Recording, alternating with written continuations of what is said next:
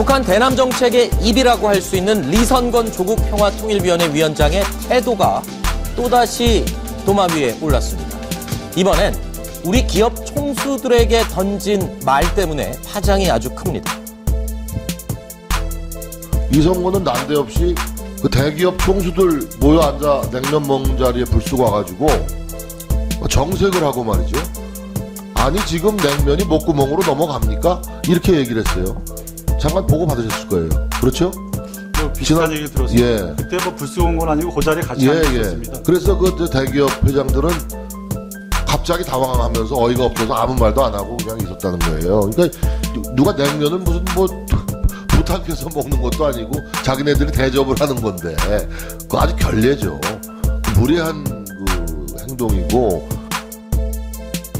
자, 지난 9월에 있었던 일이 지금 다시 회자가 되고 있는 겁니다. 조수진 부장. 네. 그러니까 우리 기업 총수들, 아까 화면에도 잠깐 나왔었는데 바로 그 테이블에서 벌어졌던 일인 것 같습니다. 아니, 총수들에게 냉면이 목구멍에 넘어갑니까? 이런 말. 어떤 상황에서 이런 말이 나왔던 겁니까? 지난달 19일 평양 옥류관에서 있었던 일입니다. 그 우리나라 대기업 총수들이 모두 특별 수행원 자격으로 갔었는데요. 네. 그 자리에서 어떤 맥락인지는 모르겠지만 리선건 그 조통위원장이 지금 냉면이 목구멍으로 넘어갑니까? 이렇게 이야기를 했고 네. 이것이 사실이라는 것을 우리 통일부 장관이 시인을 했다. 이것 때문에 파장이 큰 것이죠. 네. 아마도 대기업 총수들에게 남북 경협, 그러니까 북한에 투자하는 문제에 대해서 선물 보따리가 명확하지 않다는 점에 대해서 네. 핀잔을 준 것 아닌가 네. 이런 관측이 많습니다. 그럴 수도 있지만 또 한편으로 보면 이런 가능성도 있어요. 분위기를 좀 띄우기 위해서 리선건 위원장의 그 평소 스타일로 봤을 때 좀 거칠지만 툭툭 던지는 말투. 그래서 좀 분위기를 띄우기 위한 농을 던진 게 아닐까. 이런 가능성도 배제할 수는 없죠. 네, 한쪽으로는 그렇게도 볼 수 있습니다. 워낙 저 네. 사람이 이제 무슨 외교관 출신도 아니고 네. 군인 출신 아니겠습니까? 대좌까지 이제 달고 있다가 그냥 김영철 인맥이다 보니까 조평통위원장 자리까지 올라갔는데 사실 네. 조평통위원장이래 봤자 노동당 중앙위원회 후보위원밖에 안 됩니다. 우리 통일부 장관은 국무위원이지만 노동당 중앙위원회 겨우 후보위원밖에 안 된 사람인데 네. 군인 출신이다 보니까 말을 툭툭 던지는데 아니게라 저런 그 재벌들이 우리나라 재벌이 보통입니까? 다 글로벌 리더들 아닙니까? 그걸 떠나서 나이가 벌써 네. 80 맞습니다. 전후잖아요. 선경식 저 경총회장님 같은 분은 나이가 80이면 자기한테는 그야말로 아버님 이상 되는 분인데 네. 그 자리에서 뭔가 좀 쓴소리를 하려 그렇게 아마 의도했는지는 모르겠습니다만 이건 완전히 그냥 악담을 해버린 네. 그런 결과가 되기 때문에 분명히 결례인 것 같습니다. 네. 네, 북한의 그 통전부 그 관리들이 네. 우리 한국을 대하는 태도를 보면은 네. 가끔 보면은 굉장히 고압적이고 네. 호통치는 모습을 가끔 보일 때가 있습니다. 아, 우리가 뭘 잘못했다고 그렇게 호통을 치죠? 그러니까 그 과거에 박영수라고 북한 대표가 우리한테 서울 불바다 소리 한 적도 있었고 네. 그때 그래서 회담이 막 결렬되고 그랬지 않습니까? 네. 그다음에 이제 북한하고 회담을 할 때 북한 대표가 우리 수석 대표한테 선생님이 학생 꾸짖듯이 막 소리를 치고 그 호통을 쳐가지고 네. 우리 대표는 한마디 못하고 그냥 꾸짖듯이 가만히 있던 적도 있습니다. 어허. 이것 자체가 이게 이 리선건이 뭐 군인이라서 또는 뭐 거칠어서 그런 게 아니고 하나 이렇게 어떻게 보면은 우리를 다루는 아주 전략적인 그런 모습. 심리전입니까? 네, 모습 중에 하나로 봐야 되는데 아하. 이게 요번에 저런 모습을 또 보인 것은 자기들이 핵보유이기 때문에 남성 얘들 정도는 우리가 맘먹으면 언제나 쓸어버릴 수 있다는 그런 자신감이 하나 있고 네. 또 하나는 대한민국 정부가 굉장히 남북관계를 빨리 가져가고 싶으나 네. 미국 때문에 잘 안 되겠습니까? 네. 니들이 조국함이 있기 때문에 내가 너희들한테 아무리 함부로 해도 너희들은 나한테 아무 말도 못할 것이다. 이런 것을 약점을 노려가지고 아주 건방지게 구는 것입니다. 네. 자, 당시 이런 상황은요, 우리 측에도 보고가 다 된 것으로 확인이 됐습니다. 현장에 없어서 나중에서야 이 상황을 전해 들었다는 조명균 통일부 장관. 과연 어떤 조치를 취했을까요? 이선건이가 이렇게 버리장머리 없이 모욕적인 언사를 일삼는데 장관 그걸 농담이라고 아까 이야기했는데 이게 농담입니까? 좀 그런 분위기였습니다. 그리고 심지어 우리 기업인들에게 냉면이 목구멍으로 넘어가느냐? 이런 버르장머리 없는 놈을 갖다 혼을 내야 될 거 아닙니까? 어떻게 했어요? 그냥 넘어갔어요? 제가 그 얘기를 좀 나중에 들었습니다. 나중에 직접 그 자리에 같이 있었던 것이 아니기 때문에 나중에 듣고서 그거는 좀 저희가 짚고 넘어가야 되겠다라고 생각을 했습니다. 조명균 장관은 김무성 의원의 이야기에 이렇게 답을 했습니다. 농담 같은 분위기였고 나중에 듣고서 짚고 넘어가야겠다라고 생각을 했다는 겁니다. 추후에 어떤 특별한 조치나 항의는 없었던 것으로 알려지고 있습니다. 그런데 이 리성건 위원장을 대하는 조명균 장관의 어떻게 보면 조금 저자세, 어떻게 보면 좀 점잖은 태도, 이번이 처음이 아닙니다. 얼마 전에도 이런 일이 있었죠. 보시죠. 내가 시계를 당장 가서 좋은 거 좀 사야겠어. 제 시계 보십시오. 아니면 웃으면 시계가 주인 닮아서 지금 또 있단 말이에요. 이야기를 합시다. 그럼 그렇고. 정성을 다해서 세심하고 완벽하게 이렇게 준비해 주신 북측 관계자분들께 심심한 감사의 말씀을 드립니다.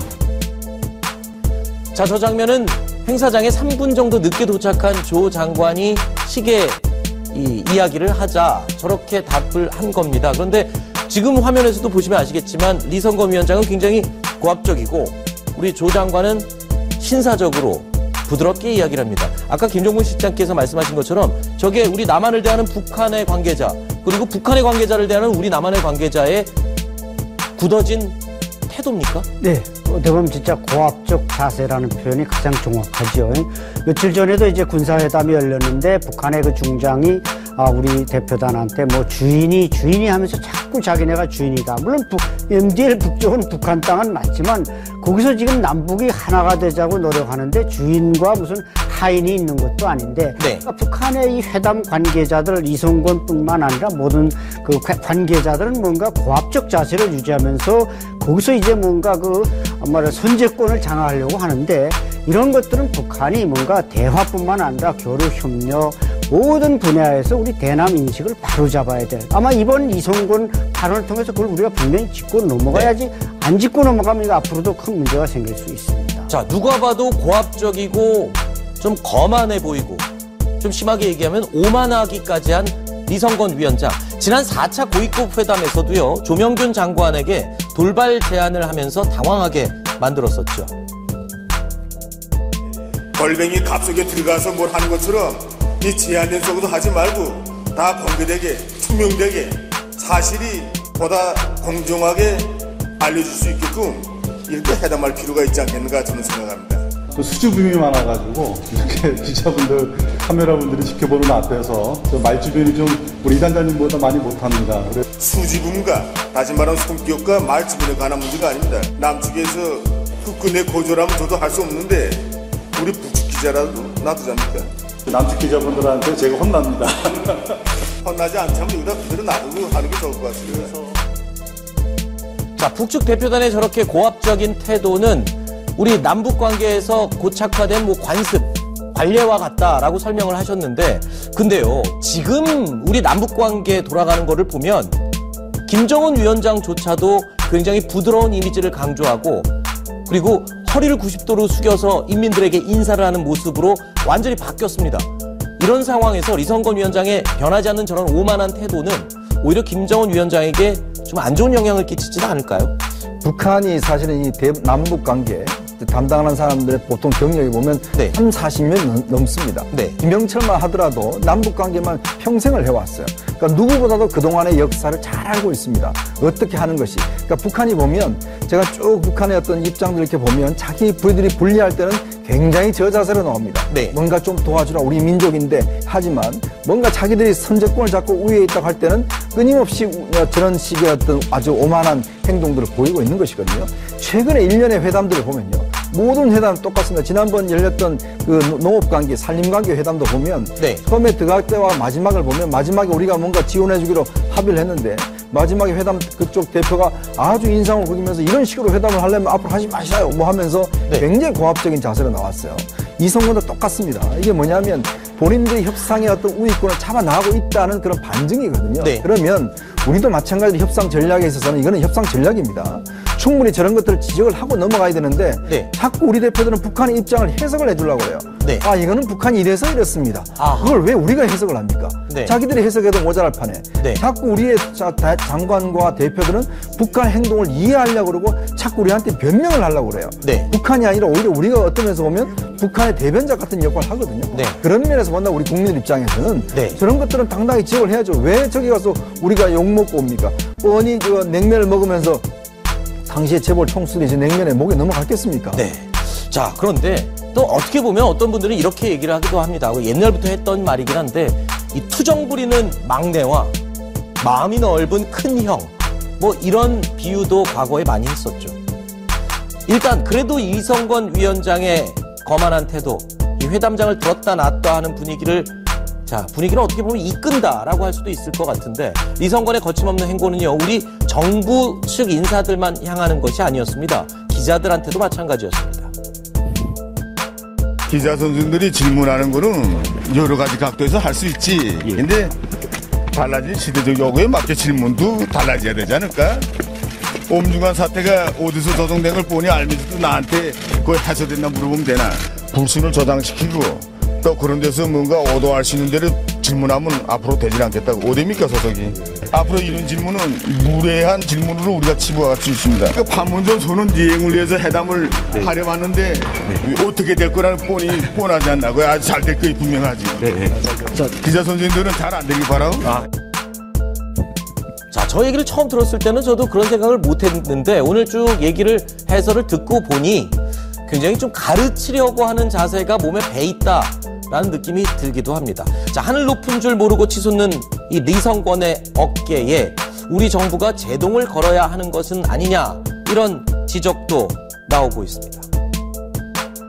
지금 평양 냉면이 목구멍으로 넘어가느냐고 연전에서 면박을 줬다고.